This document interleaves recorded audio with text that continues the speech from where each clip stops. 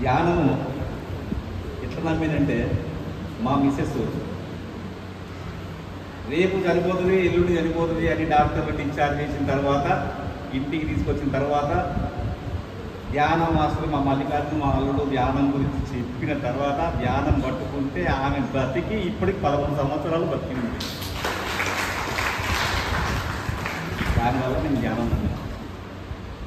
ఇంకొకటి ధ్యానము ఆమె బెడ్ మీద పట్టుకుని ఉన్నప్పుడే గురువుగారు పత్రి గురువుగారు ఆమెకు ఒక పుస్తకం ఇచ్చిండు.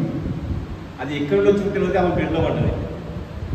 ఆమెకు చదువు రాదు, అమ్మనాన్నకు పడి లేదు. ఆ పుస్తకం పట్టుకున్న రోజు నుంచి చదువు మొదలుపెట్టింది. ఇది ధ్యానం వల్లనే సాధ్యమైంది, ధ్యానం వల్లనే సాధ్యమైంది.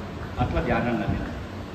మరియు పత్రి గురువు గారు ఎవరో మాకు తెలియని రోజులలో పత్రి గురువు గారు ఇదే జనగాంకు ఒక పెళ్లి కార్యక్రమం వస్తుంటే మేము మత్తూరు నుంచి 30 కిలోమీటర్లు పత్రిజీ గురువు గారు చూసడానికి వచ్చినప్పుడు అందరూ ఇట్లా ఆలో కూర్చున్నారు.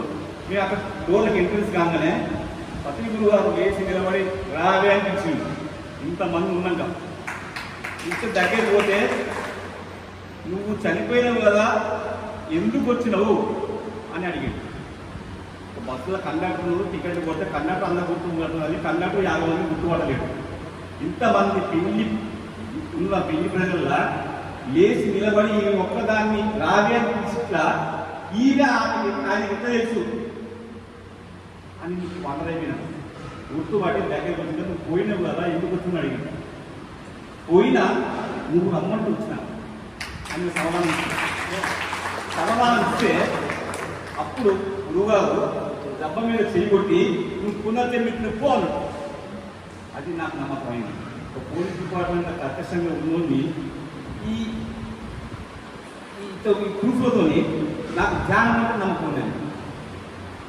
దాంతో ఇప్పుడు నేను సాకారంగా మారిన, మేము సాకారంగా ఉంటున్నాం, ఇంటిపైన పిరుడు కట్టుకుంటాం, శాకార ర్యాలీలు పోతున్నాం, ఎక్కడ క్లాసులు పోతున్నాం, ఇంకా నలుగురికి తెలియజేస్తున్నాం.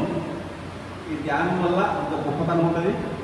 ఇప్పుడు 2023 సెప్టెంబర్ 29 నాడు మేము తిరుమల గారికి ఓపెన్ చేసాం.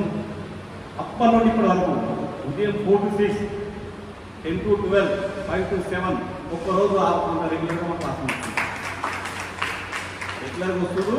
కొంతమంది అనారోగ్యం ఉండేటోళ్ళు కూడా మా పిల్లలకు వచ్చి బాగుపడడం కూడా కూలరు. అంత ఈ ధ్యానం శక్తిని ధ్యానం ప్రచారం చేస్తున్నాం. ఈ మధ్యన టీఎంసీ జిల్లా ఇన్ఛార్జ్గా ఇస్తున్నారు. టీఎంసీ నా బాధ్యత నేనేం చేయాలో చేస్తా. అది నా